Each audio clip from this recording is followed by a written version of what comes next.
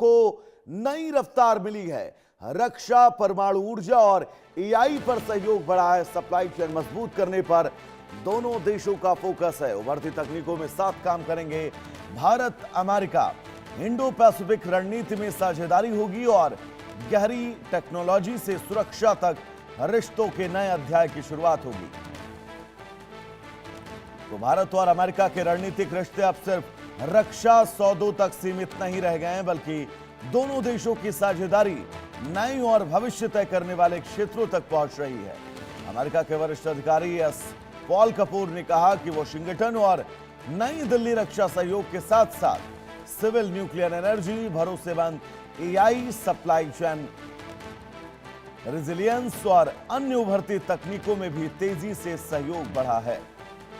तो अमेरिका का मानना है कि भारत इंडो पैसिफिक क्षेत्र में उसका एक अहम रणनीतिक साझेदार और दोनों देशों के साझा हित सुरक्षा, आर्थिक विकास और तकनीकी नवाचार से जुड़े हैं। इसी वजह से रक्षा सहयोग के साथ साथ सेमीकंडक्टर, एआई, एडवांस मैन्युफैक्चरिंग और सप्लाई चेन सुरक्षा जैसे क्षेत्रों पर भी विशेष ध्यान दिया जा रहा है। आपको बता दें, दोनों देशों के बीच रक्षा सहयोग पहले से ही मजबूत रहा है, लेकिन अब जोर रक्षा उपकरणों की खरीद से आगे बढ़कर सह उत्पादन, तकनीकी साझेदारी और भविष्य की युद्धक तकनीकों पर है। इसके अलावा सिविल न्यूक्लियर सेक्टर में भी छोटे मॉड्यूलर रिएक्टर, उन्नत परमाणु तकनीक और स्वच्छ ऊर्जा के क्षेत्र में सहयोग की संभावनाएं बहुत तेजी से तलाशी जा रही है। एआई को लेकर भी दोनों देशों की सोच एक जैसी दिखाई दे रही है। भरोसेमंद और सुरक्षित एआई सिस्टम विकसित करने, डिजिटल इंफ्रास्ट्रक्चर को मजबूत करने और नई टेक्नोलॉजी के सुरक्षित इस्तेमाल को बढ़ावा देने पर काम किया जा रहा है। साथ ही वैश्विक सप्लाई चेन को मजबूत बनाने और संवेदनशील तकनीकों की उपलब्धता सुनिश्चित करने के लिए भी प्रयास जारी है। जबकि विशेषज्ञों का मानना है कि रक्षा, परमाणु ऊर्जा, एआई और सप्लाई चेन जैसे क्षेत्रों में बढ़ता सहयोग न केवल भारत अमेरिका संबंधों को नई ऊंचाई देगा, बल्कि आने वाले सालों में वैश्विक शक्ति संतुलन और इन तमाम स्थितियों को तय करता हुआ नजर आएगा। हमारे साथ ब्रिगेडियर शारदेंदु जी जुड़े हुए हैं, डिफेंस एक्सपर्ट हैं।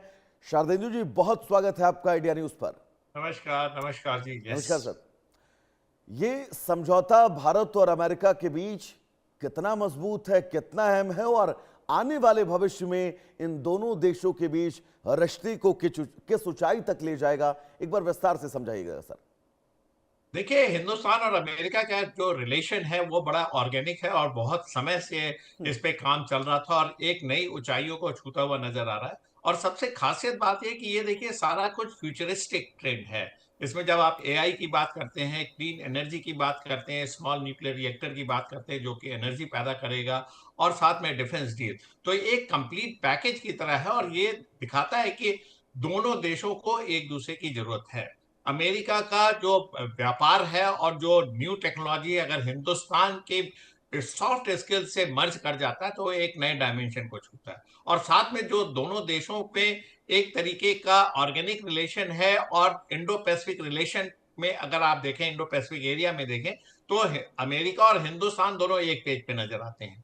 दोनों का एक ही मानना है कि जो सी लाइन ऑफ कम्युनिकेशन है वहां पे इंडिपेंडेंट नेविगेशन होना चाहिए। किसी एक देश का वर्चस्व, जिससे कि इंडो पैसिफिक रीजन में स्पेशली जो चाइना अपना वर्चस्व बढ़ा रहा है, उसको किस तरीके से काउंटर करना है। तो जब आप मेजर इशू पे एक मत रखते हैं, तो तमाम ऐसे इशूज जो व्यापारिक इश्यूज हैं, जो फ्यूचरिस्टिक ट्रेंड है, स्पेस टेक्नोलॉजी, एआई है, रोबोटिक्स है, क्वांटम कंप्यूटिंग है, और साथ में क्लीन एनर्जी, इस पे अगर हम बढ़ के बात करते हैं तो एक विश्व को नई दिशा मिलती है। और जैसा आपने सही कहा, बैलेंस ऑफ पावर, देखिए अगर हिंदुस्तान जिस भी देश के साथ खड़ा हो जाता है, बैलेंस ऑफ पावर उस देश के फेवर में टिल्ट हो जाता है। तो ये अमेरिका ने हिंदुस्तान को इस पावर को रियलाइज किया है। और साथ में जो हमारी जो एक इंडिपेंडेंट फॉरेन पॉलिसी है, इंडिपेंडेंट इकोनॉमिक पॉलिसी है, उसके आगे अमेरिका देखिए झुकता है। अमेरिका इस चीज को रिकॉग्नाइज करता है। और हमने बड़े ही कॉशियसली, चाहे वो रशिया यूक्रेन युद्ध हो, चाहे मिडिल ईस्ट की क्राइसिस हो, चाहे इंडो पैसिफिक रीजन हो,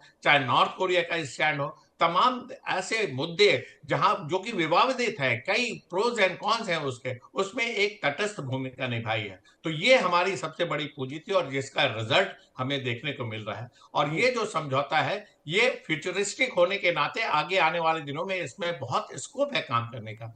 दोनों का इंटरडिपेंडेंस बढ़ेगा, ये मेरा मानना है। तो ये एक माइलस्टोन है, इसको वेलकम किया जाना चाहिए। अब देखना है कि अमेरिका इसको किस टाइम फ्रेम में लागू करता है। सबसे बड़ा इशू होता है डिफेंस का टाइमली डिलीवरी। जी। हमारा G414 इंजन भी देखिए स्टकअप है, जिसकी वजह से तेजस 2 का प्रोजेक्ट पड़ा।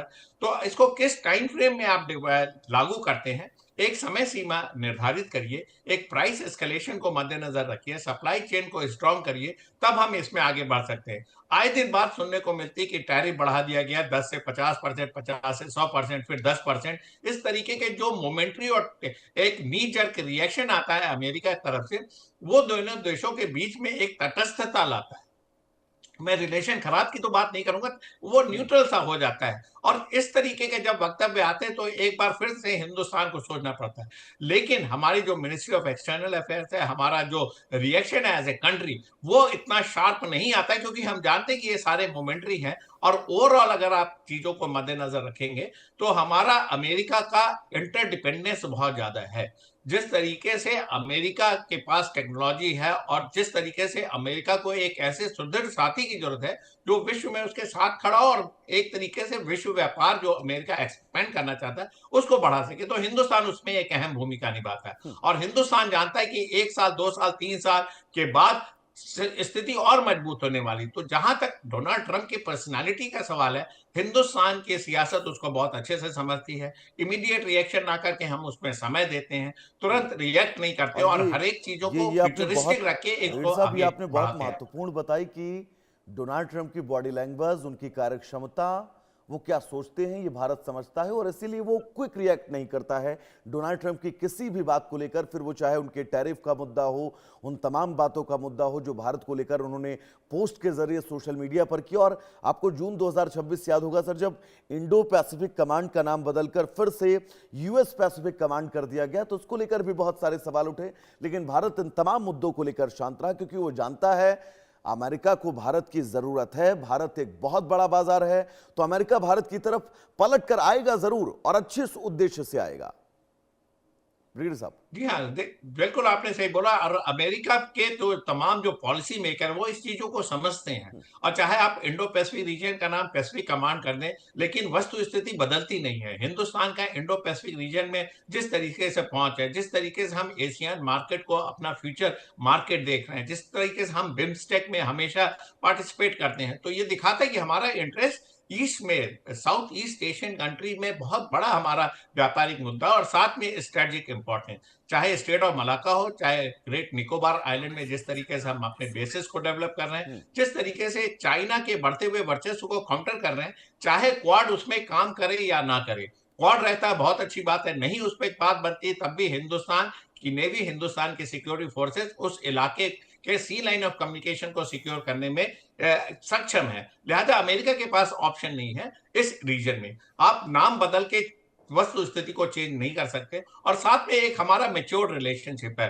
वैभव जी, सबसे बड़ी बात यह है कि जो हमारी लीडरशिप है वहां पे कंसिस्टेंसी है। एक जी। तरीके से अमेरिका के प्रति हमें पता है कि कहां पे हम माइनस है, कहां हम प्लस है। हम अपने इस ट्रेड सरप्लस को नहीं गवा सकते।